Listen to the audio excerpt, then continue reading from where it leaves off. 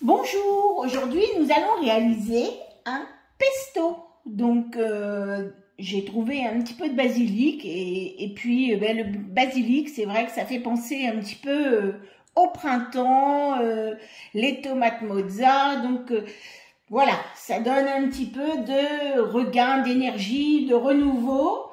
En plus j'avais vraiment des très jolies feuilles de basilic, donc on s'est dit qu'on allait faire un petit pesto. Alors le pesto, vous allez pouvoir le mettre sur des pâtes. Là, nous, ce sera pour mettre sur des pizzas, pour relever un petit peu le goût de la pizza.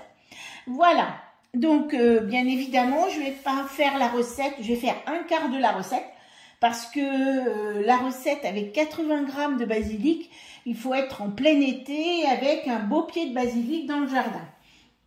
Donc là, moi, un quart, je vais faire avec 20 g de basilic.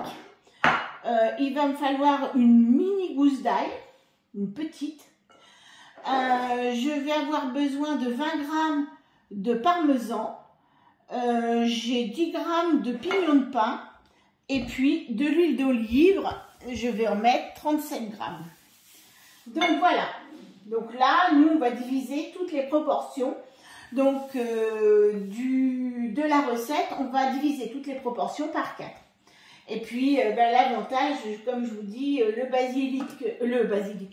pesto que l'on vient de faire, c'est vraiment très goûteux et puis c'est super. Et puis vous allez pouvoir le garder une dizaine de jours si vous ne l'utilisez pas immédiatement.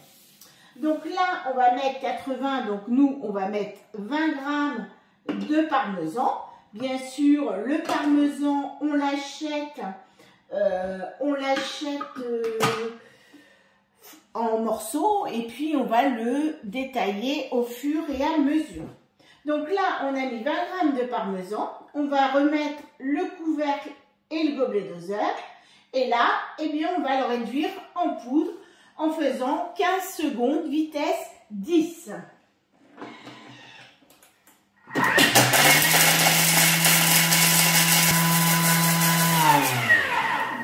Voilà, bien évidemment, comme c'est une recette de cookie doux, et ben en fait, on n'a plus qu'à suivre le pas à pas, puisque là, comme je vous disais, on est sur de la cuisine guidée. Voilà. Voilà, donc notre parmesan réduit en poudre. Donc on remet bien tout dedans. L'avantage de l'acheter comme ça en morceaux, c'est que vous allez pouvoir le garder longtemps dans le frigidaire. Donc là, on va remettre, nous, une dizaine de grammes de pignon de pain, une petite gousse d'ail. C'est facultatif, mais c'est vrai que ça relève un petit peu le goût du pesto et ça fait encore penser en plus au sud. Donc nos feuilles de basilic. Voilà, donc j'ai des belles feuilles. Donc on cueille bien les grandes feuilles, on laisse les toutes petites se développer et puis on ne va jamais jusqu'au bout, on ne casse pas toutes les tiges. Ça va vous permettre de conserver plus longtemps votre pied de basilic. Donc là, on va mettre 37 g, un quart d'huile d'olive, puisque l'huile d'olive, c'est ce qui va permettre d'émulsionner. Oh mince, qu'est-ce que j'ai dit? 37, moi je suis partie. Et bien voilà, ce qu'il ne fallait surtout pas faire. Écoutez, voilà, je vais enlever. Je discute.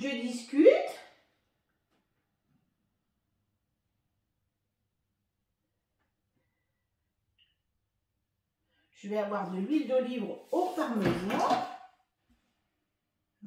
Un peu, bon, pas grave, on va en mettre un peu plus, tant pis, il sera un petit peu plus gras, mais c'est pas grave. Un petit peu de sel, comme quoi il faut toujours peser d'avance. C'est pas plus mal. Un petit peu de sel. Donc normalement c'est une demi-cuillère, donc là on met vraiment une petite pincée de sel. Et on va refermer. Ouais, il va être un petit peu plus gras.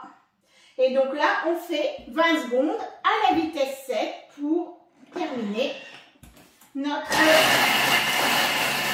pesto. Alors, on écoute Parce que quand on se rend compte qu'il y a tout a été remis sur le côté, on n'hésite pas à ramener vers le centre. Et là, ça va bien.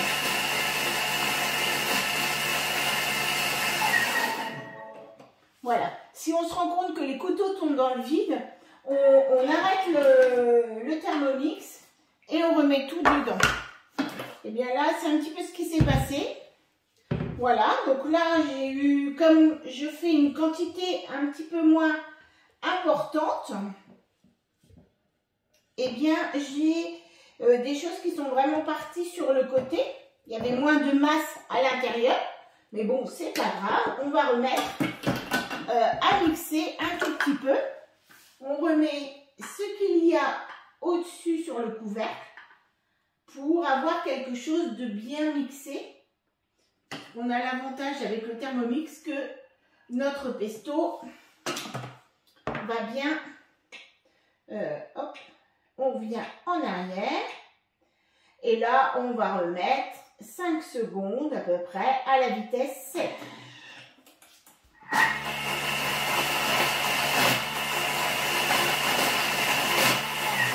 Voilà, juste pour dire de mixer ce qui était un petit peu remonté sur les côtés. Et donc là, je vais prendre un petit verre pour dire de voir. Donc voilà notre pesto. Vous avez vu, donc là, hop, un petit pesto. Ce pesto, vous allez pouvoir, comme je vous dis, mélanger dans vos pâtes, mettre sur une pizza, comme nous, ce qu'on va faire. Donc c'est pour ça aussi, on n'en avait pas besoin de beaucoup. Et puis ben là, c'est le premier pesto de l'année, le basilic. Et là, on sent le printemps, même s'il n'est pas à l'extérieur, eh bien, il va l'être dans nos assiettes. Voilà, à bientôt pour une autre recette. Merci.